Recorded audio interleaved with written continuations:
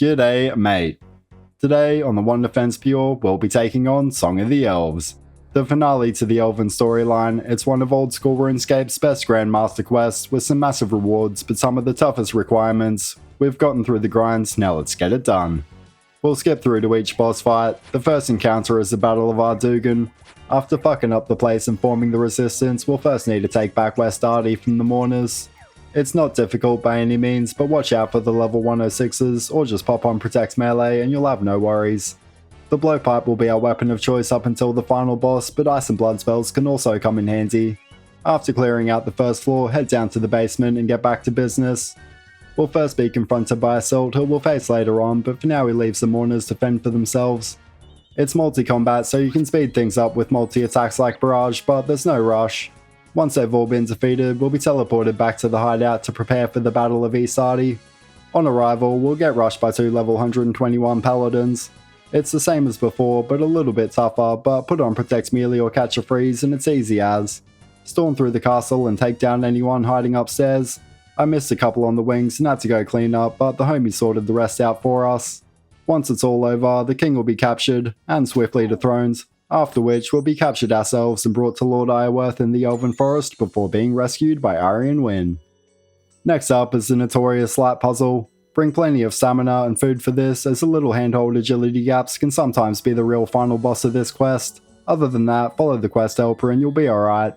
A little while later, we'll return to the Iorwerth camp to retrieve what's been stolen. The NPCs will be aggressive, so be careful as you run through. It's single combat outside, but inside the cave we'll need to take on an archer and a warrior at the same time. Not a big deal, but we can avoid damage by flicking prayers in between their attacks. Let the warrior come to you and they'll naturally off-tick to each other. Any combat style will do. The Blowpipe will get the job done, but if you've got ice spells you can also freeze the warrior and simply step away. Once they've been dealt with, take back the orb and make your way back to Laletia. Next up, the plot twists once again as we find out we've been betrayed by Arianwyn. They helped us out before, but they've sided with the enemy now, so we'll have to take them out. You can use either melee or ranged, but it's easier to react at a distance, so we'll stick to the Blowpipe. He mostly attacks with a green ranged attack that can be fully protected against, but can also fire off two special attacks. The purple arrows will turn off your prayers, simply turn them back on and get back to it. And secondly, he will fire off an orange arrow at your location that can deal up to 47 damage, so you'll want to make sure to dodge it. It feels a bit more like a boss fight, but it's still not too difficult. He's got a good bit of defense, so it'll take about a minute. We'll let the rest of this one play out.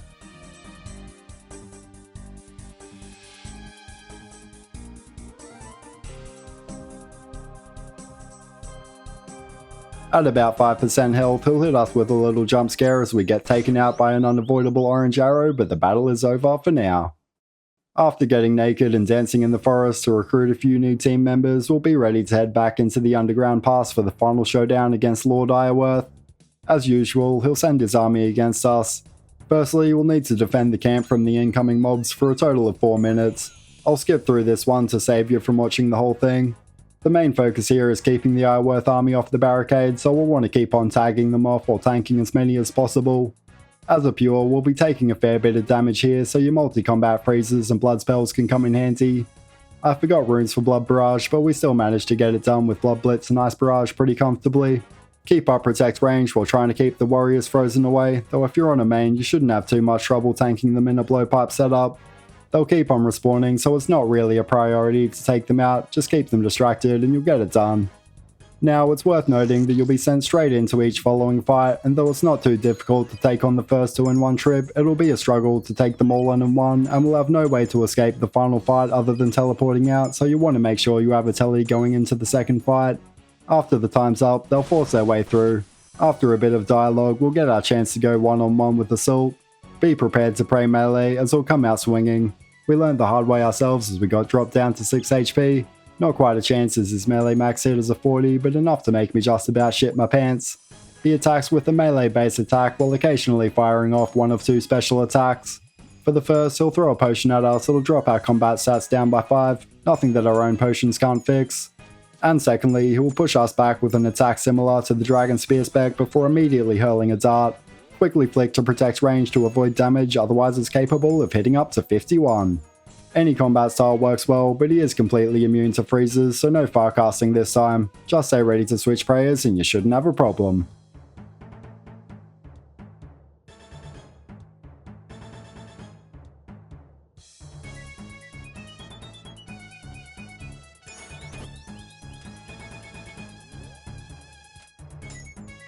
Once he goes down, we'll chase after Iorwerth and Arianwyn down into the Death Altar. During a bit of a scuffle, the Fragment of Seren will be released before pulling us into the darkness, where she becomes a little bit unstable. Unless you've come fully prepared, you'll likely want to teleport out at this point. Hit the bank and gear up in your best magic setup, along with a fast weapon like the Blowpipe or Hunter's Crossbow for the extra attack distance. Seren does have some unique mechanics, including a damage cap of 24, so faster magic weapons will give us the most damage. If you've got access to one, the Eye of Yak is best in slot, followed by the Sangstaff. She's got 1000 HP, so it can be a bit of a long fight. It's all about longevity, so Blood Spells are a fair choice as well to help you outlast the damage, especially if you've got a lower magic level. But just to show you what's possible, we'll be taking you on with the Toxic Trident and not a single brew. Now let's head back into the southern part of the Underground Pass and finish this once and for all. Protects from range throughout the fight, and a max hit will only be a double 3. She's also got a strong melee attack, so we'll need to avoid going within melee distance throughout the fight and when dealing with her special attacks. Seren will cycle through 4 set special attacks roughly every 15 seconds, telegraphed by the text overhead. For the first special, she will send out an orb that will teleport us to within melee distance, step back before she starts attacking again and get back to it. As the fight goes on, she will keep attacking faster after this special attack, but it's easy to avoid by spam clicking away. For a second special attack, she'll split into multiple clones that will each continue attacking, increasing from 2 to 4 as the fight goes on. To pass this phase, we'll need to tag the lighter coloured clone. It's not super obvious unless you're using the quest helper, but pay attention to the crystals on top of the heads and take it out before taking too much unnecessary damage.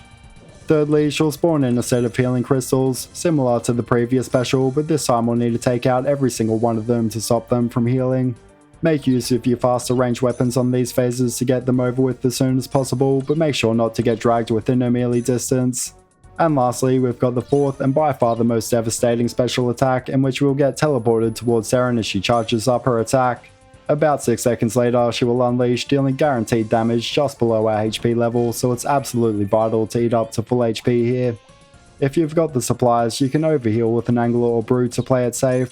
Otherwise, you can make use of sliceable food like pizzas or pies to heal up that last little bit without wasting the inventory slot, as well as redemption prayers to stretch your HP out to the max. Heal up before our next special attack, and then it's just rinse and repeat.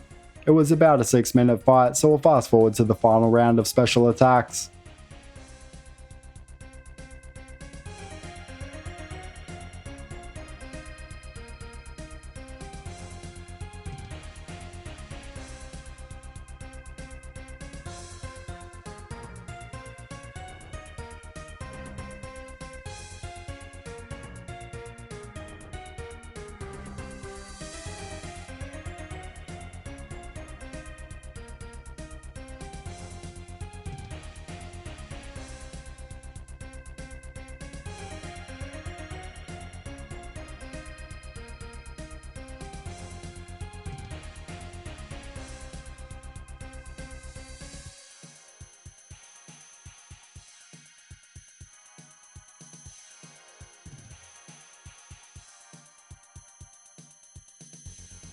It's coming down to the wire.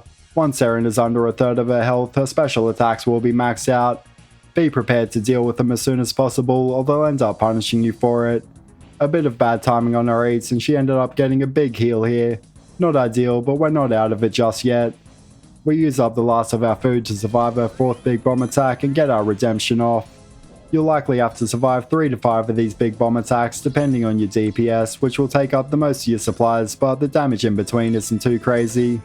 We get put down to just 8 HP with no food left, but we're ready to flick our redemption should we need it.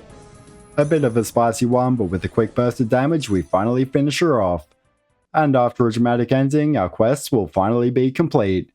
We'll be rewarded with a big XP drop as well as a whole new city to explore with a few other goodies that we'll be testing out in another video, so hit the buttons below and I'll catch you then. Peace.